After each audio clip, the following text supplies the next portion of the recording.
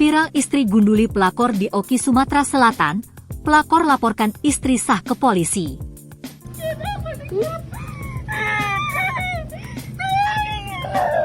Viral video istri sah memotong rambut pelakor, Selasa, 25 Juni 2024. Dilihat dari postingan akun Oki_Okut_info, kejadian itu terjadi di Tulung Selapan, Kabupaten Ogan Komering Ilir, Oki, Sumatera Selatan, Sumsel.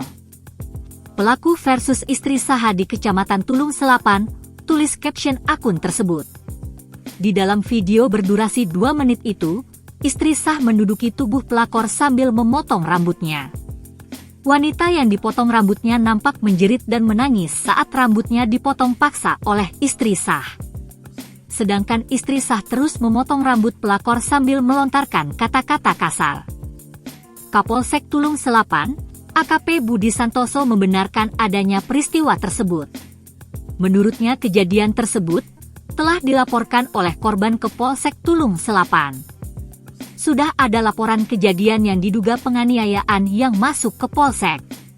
Saat ini tengah dilakukan pemeriksaan lebih lanjut oleh Reskrim, pungkasnya. Download Tribun X sekarang, menghadirkan lokal menjadi Indonesia.